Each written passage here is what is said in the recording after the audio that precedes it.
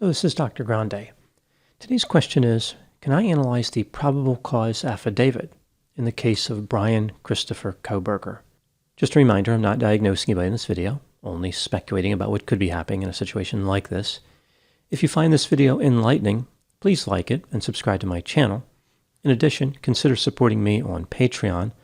Looking at a few of my recent pre-release videos on Patreon, we see inscrutable thumbnails like Drowning in Jealousy, Home Invasion Mystery, and Police Violate the Rights of a Guilty Man. In addition, there are over 150 other videos available on Patreon. My Patreon account can be found at patreon.com/drgrande.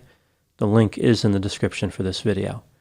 Moving back to this case, first I will offer a brief background of the Idaho quadruple murder case, move to a summary of the probable cause affidavit, then offer my analysis.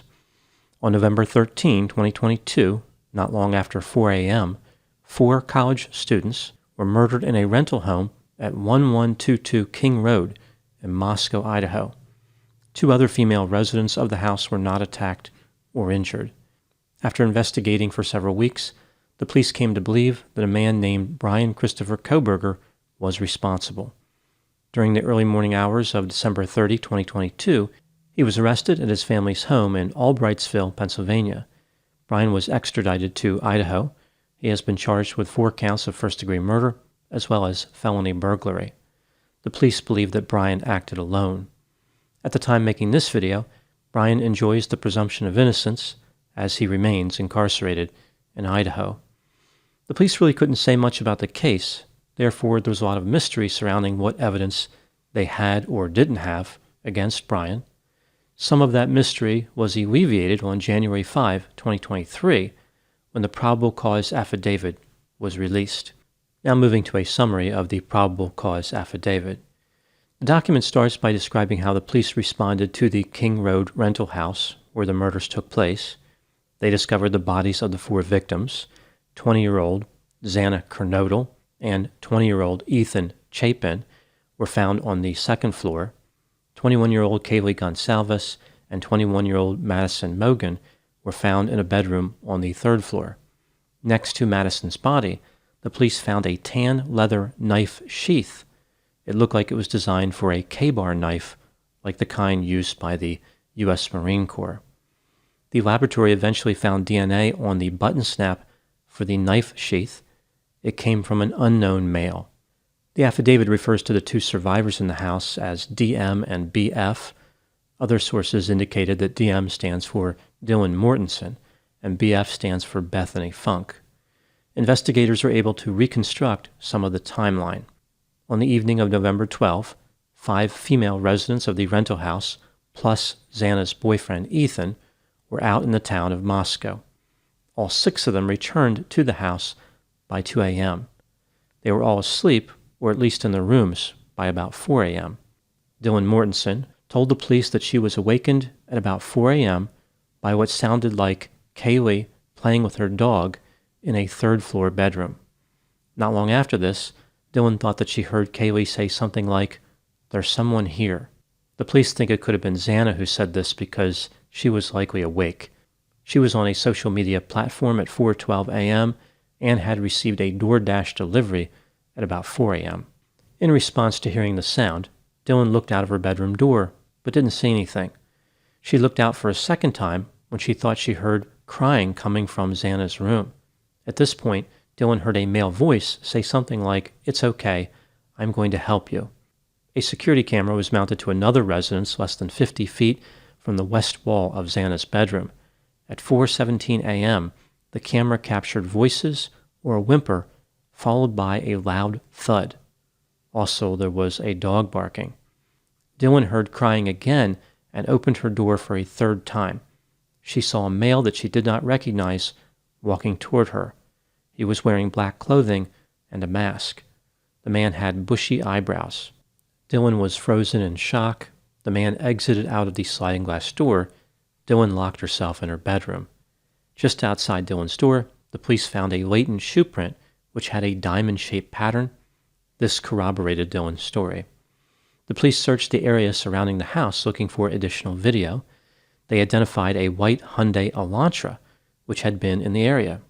It did not have a front license plate.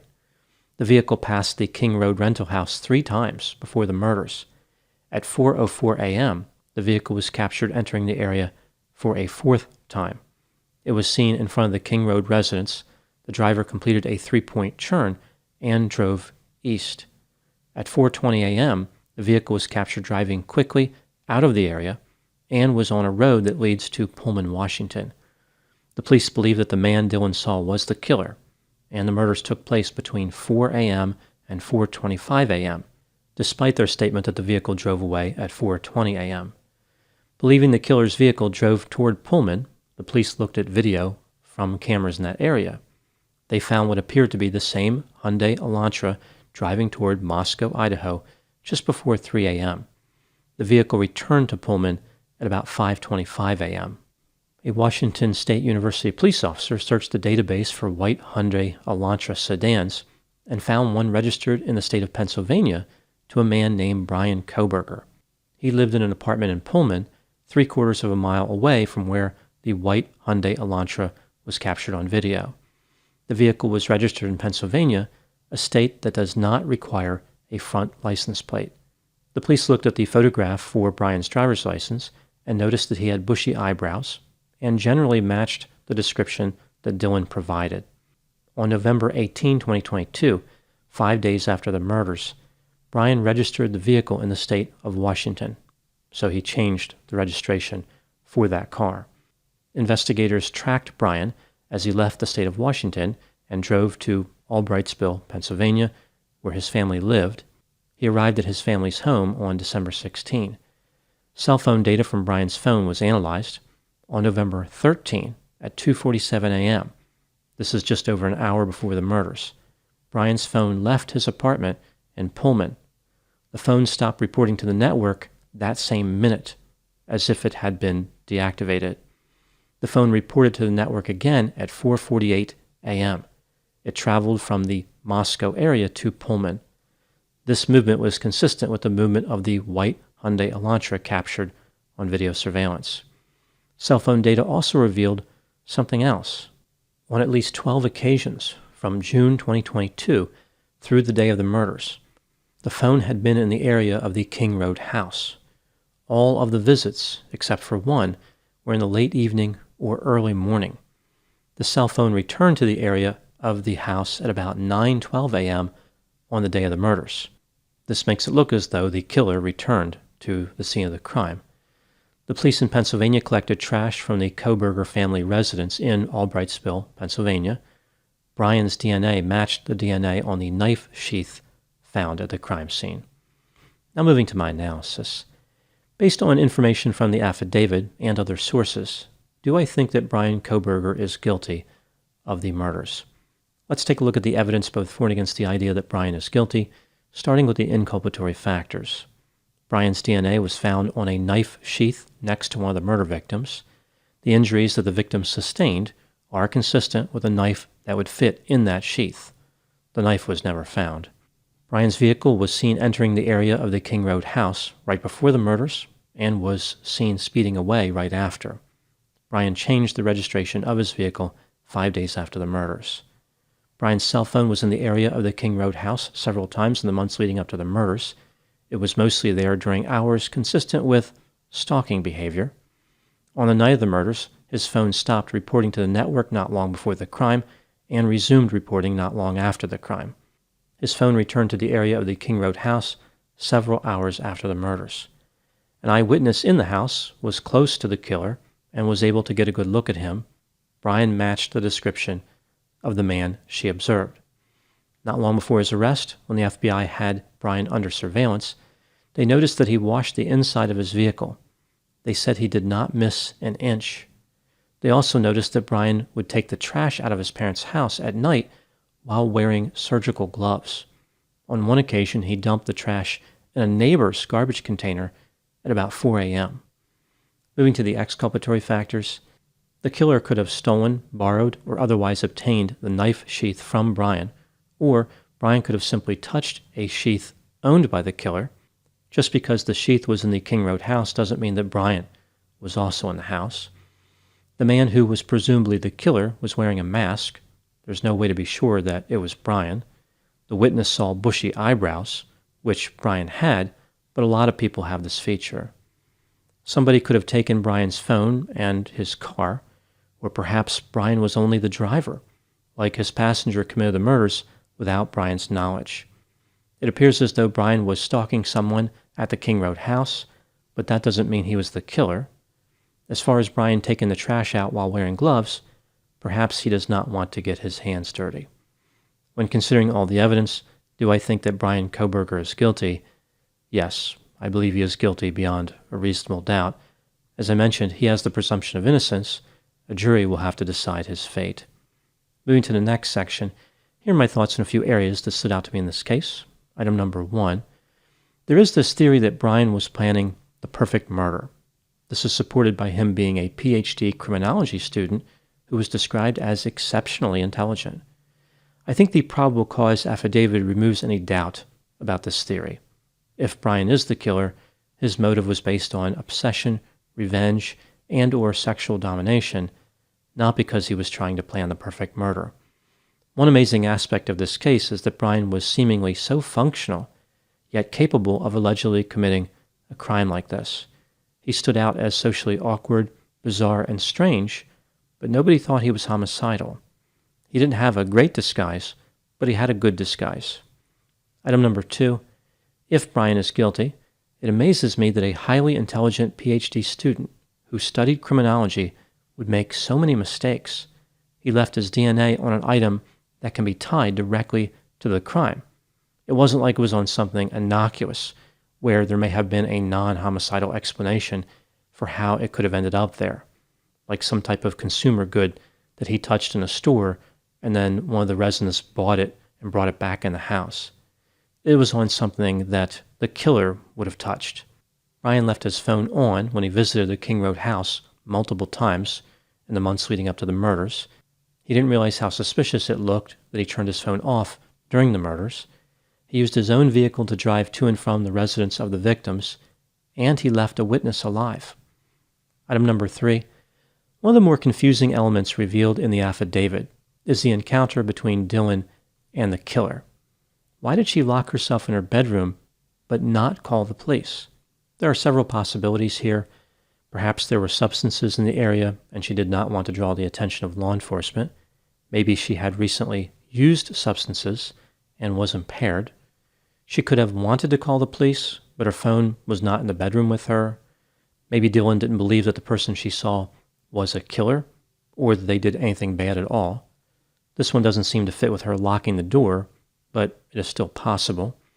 And the last possibility is that she had an acute stress response and froze. Let's examine this last possibility more closely. When a person encounters a life-threatening situation, they often have a reaction that's referred to as the acute stress response or the freeze, fight, or flight response. The order of freeze, fight, or flight is different depending on the conceptualization. Some researchers say fight, flight, or freeze. Others just have fight or flight. There are a lot of variations. 1, 2, or all 3 of these reactions can occur as part of any given response. Some people may only fight. Some may only freeze. Others may exhibit flight, but will fight when they are cornered. It all depends on the person and the circumstances.